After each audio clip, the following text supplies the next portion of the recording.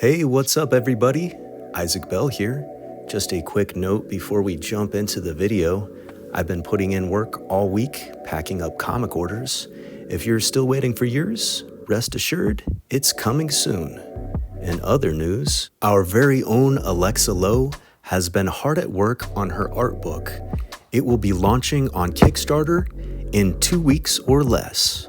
Click the link below to sign up to be notified. Let's go. For most of my life, I had no idea if I was ever going to make it as an artist. I was a two-time art school dropout with zero experience in the industry. No one was commissioning me. I had about 3 followers and 2 of them were my mom. Best friends forever.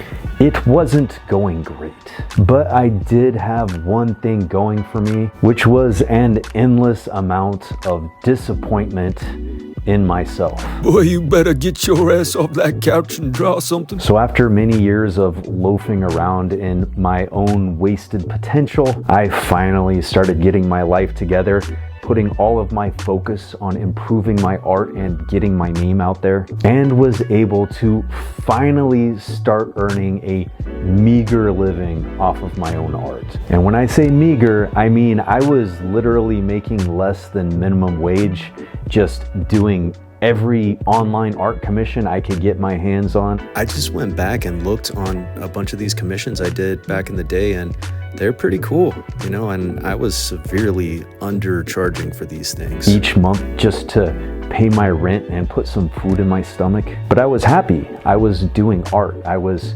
doing the thing that I loved, and I knew that my foot was in the door. I knew that even though I was working on these low-paid commissions, I was spending all of my time drawing, which was leveling up my skill set.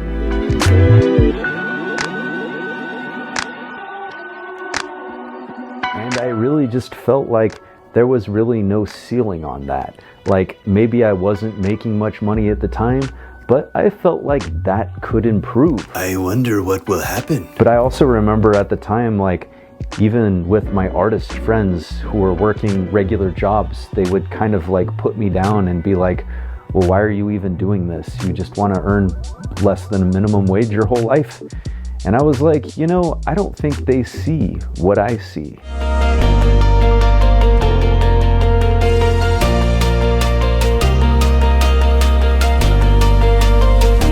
Make it stop. Things improved for me financially when I met and started dating a fellow artist. I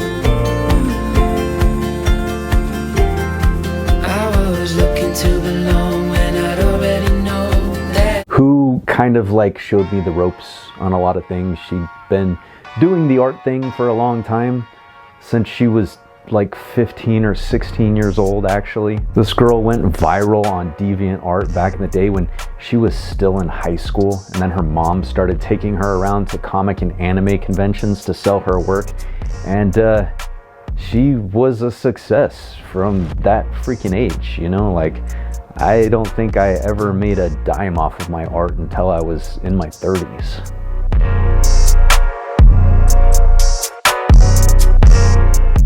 But hey, you know, that's just, we all have our own path in life, okay?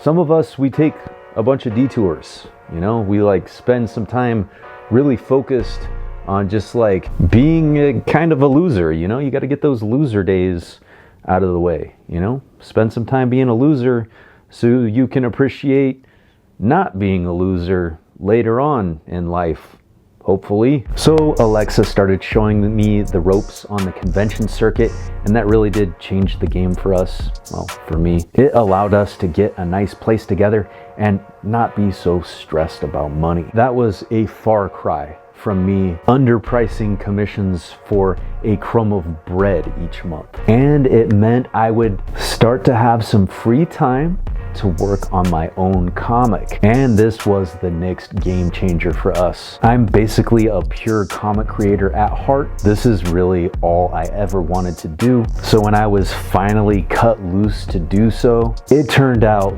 pretty dang nice.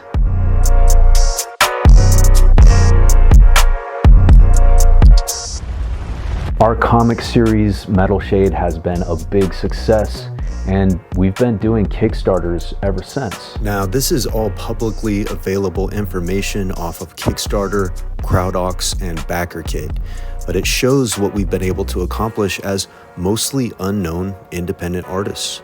Between the crowdfunding, doing conventions, and illustrating variant covers for small publishers, we're able to earn a decent living for ourselves. And most days, I get to stay home and write and draw.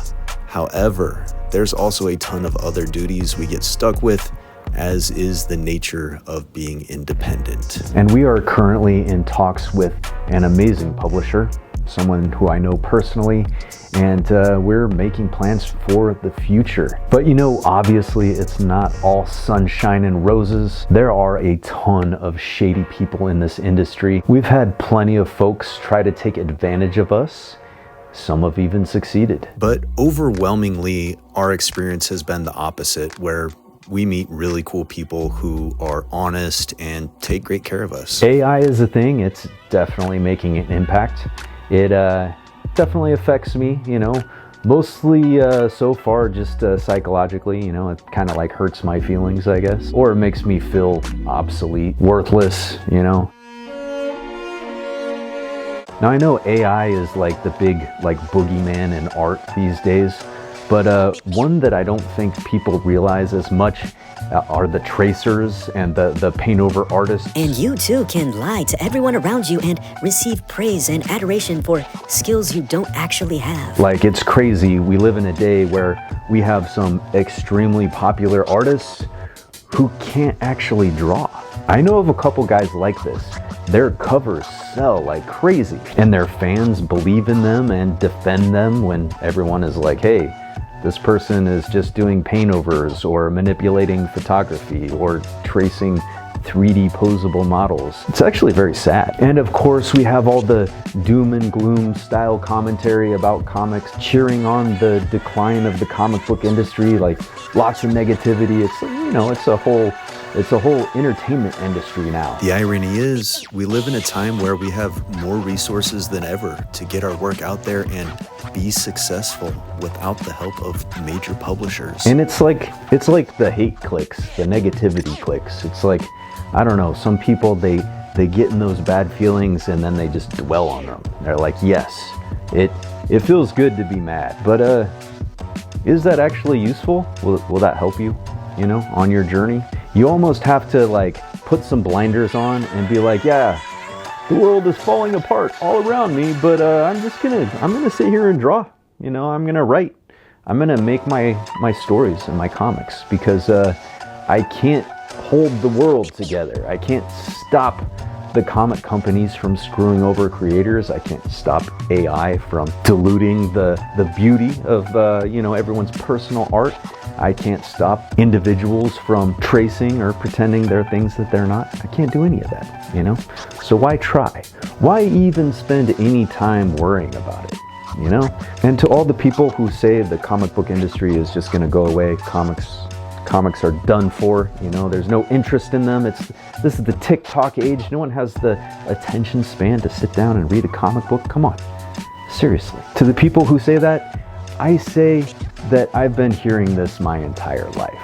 My entire life, since I was a little kid, people have been telling me that comic books were gonna go away, you know, and when I got into adolescence, we had the big crash in the 90s. Everyone, comics are done. You know, like, people told me I was like wasting my time dreaming of a future working in comics because they were all going to be gone. You know, there's no money in comics. That's what people told me. And they'll probably tell you that too. And the thing I'll say on that is, if your goal is worthy, there is going to be a shitload of adversity between you and accomplishing that. You know, there's going to be a ton of bumps in the road. There's going to be an endless amount of obstacles, okay? And that's the game. So many of us, we get to that obstacle and we give up. It's like you see some people and they go through life with these tremendous obstacles all in their way, and they're just like, they will not stop. They cannot be stopped. You know, they are going to accomplish the things they set out to accomplish, and they do not care what stands in their way. And there are others who are like, yeah, I'm going to do this thing, they step outside, stub their toe, and give up. My advice, don't give up. Don't listen to the naysayers. Don't listen to the doom and gloom. If you really have that drive inside you, you have to make art, you have to make comics, you have to write, you have to make music, whatever it may be. I really hate to say this, but you may never find peace in your soul. You may never find happiness unless you pursue that goal. And pursuing that goal very well may destroy you. Sorry, I'm not trying to be melodramatic. That's not hyperbole. That's just how life is. So yeah, I guess that's my message. Never give up, but you still might fail horribly and die. That's my message. I hope that helps you, you know. It helped me. Well, this was fun. I think it kind of got out of hand there for a second, you know, but I'll cut all the weird stuff out, so don't worry. I also wanted to just say that I really appreciate everyone who stops by to check out these videos. You know, the channel's been doing pretty good, I suppose, you know.